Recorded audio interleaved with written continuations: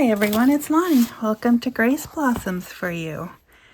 So I showed you a few videos ago some envelopes that I made from magazine pages, and it's totally not my idea, and I think I saw Dragana at Sasebo make them initially, so I definitely want to credit her for that.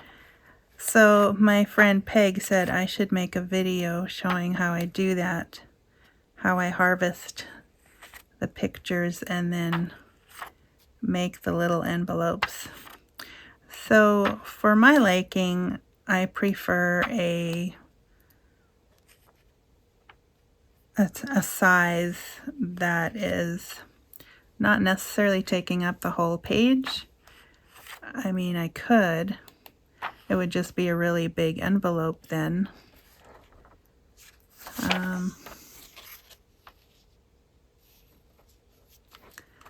Either side of this one would work. I think this is a magazine I have from my cousin. So we're going to use that right now. And either of these looks really good. I think I prefer the beach one. Alright, so what I just generally do is pick a picture and cut it, well, tear it out like so. And I'll just kind of make sure it's a little bit straight here.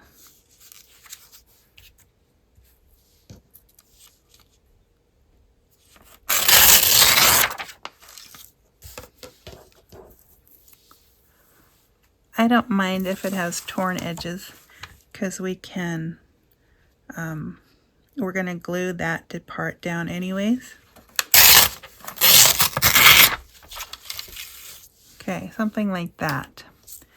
And then, because this is going to be the outside of my envelope, I'm going to fold the bottom down.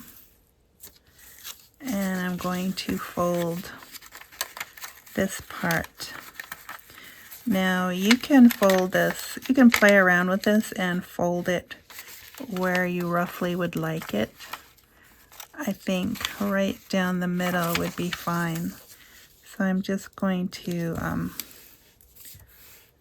reinforce my edges a little by folding them down. Whoops, that one didn't turn out too straight. Yeah, so thanks Peg for the idea to make a video out of this. Okay, so then I'm going to actually cut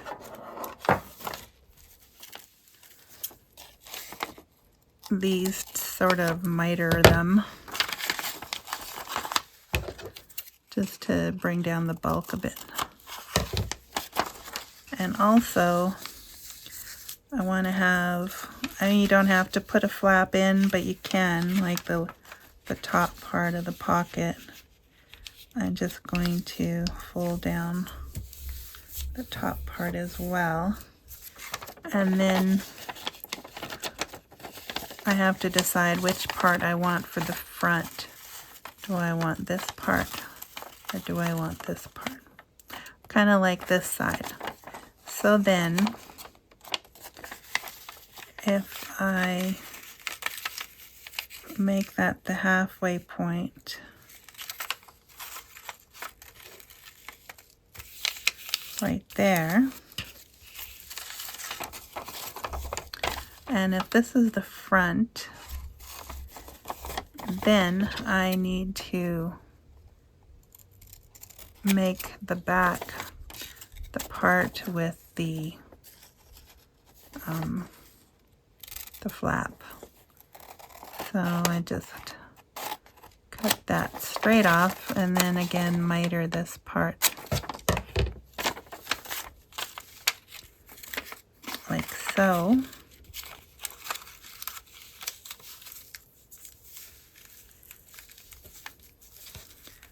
like I said, depending on where you fold it, you kind of have to figure out where the flap is going to come from. And I do want this to line up relatively straight, so something like that. And then this part here, just notch it, put a notch there.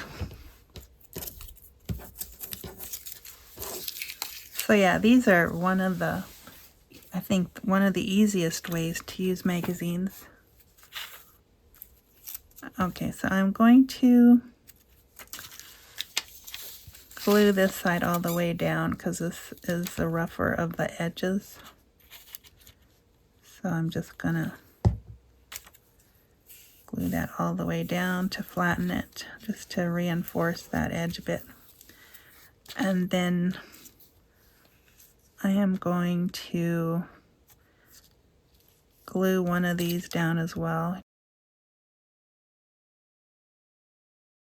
Don't need all the flaps, you know, workable. I think if I glue that one down and then put glue on this side here, and I will put glue on this side here. This makes the envelope a little more roomy. And then we have to just be careful when we actually go to put that down.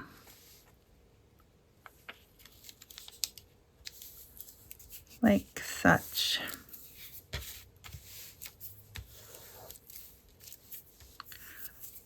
And sometimes it helps to have a napkin or something to wipe off the seepage. Okay, so that is a little pliable yet. I can still move it around a bit. But there is our envelope. And then you can just kind of finish that off however you would like.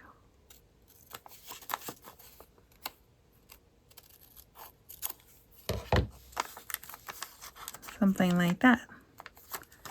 And then, as you can see, you have, I guess, I don't know, it depends. You can paper clip it into your journal.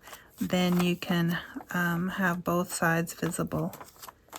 That's what I would do. And that's why I kind of like this idea, is because you now have an envelope that you can admire from both sides. All right, so there's that. So some magazines are using thicker paper and some are using thinner paper. So this one, it was actually a book, and it was an instructional book on watercolor. And there were just so many pretty images in there that I couldn't help myself. I found it at the thrift store, and I thought this would be so handy and so pretty to use. So because these were a little bit thicker, I didn't have to reinforce them. And it looks like I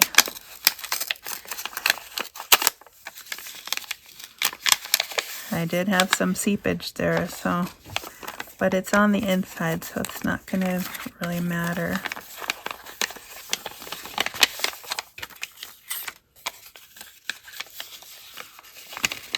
So now I want to check them all. But yeah, so that's again on the shore. At some point I might do a journal about sea life or ocean life or something like that.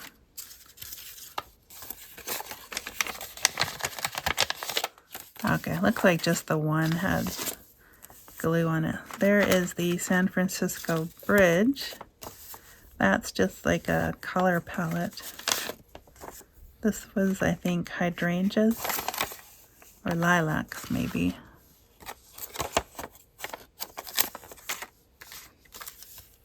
That was hydrangeas. There is a lighthouse. And again, just a color swatch of some kind. So as you can see, you can use a lot of different images. Magazines, old books, you name it. I would love to do like a sketchbook type. Another thing I've used is calendars. And here's another magazine. I actually forgot I had so many magazines. Look at that spread. This would make a nice fold out for a journal.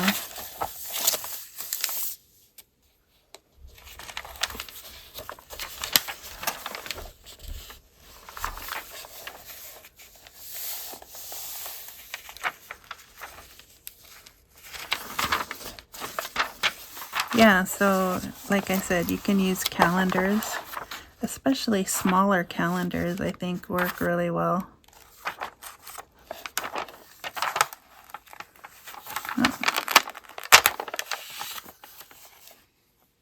Here's some more nautical themed pictures.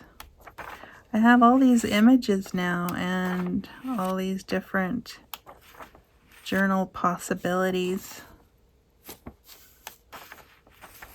So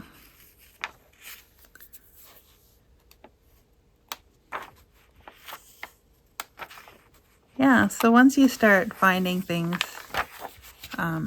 you get more ideas. So here is an example of a calendar. This was one from the dollar store. And although some of the images are not ideal, like this one would make a really good large envelope. This one, I've actually used the same image. I must have had more than one of these calendars. I used this image to make like a, oh, what is that called? A clipboard for a journal. Sometimes I make small clipboards, and there's a video on my channel where I think I showed that one. If not, I just followed somebody else's. Yeah, so you could make envelopes out of these.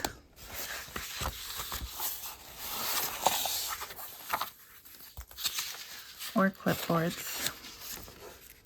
So many things you can do. And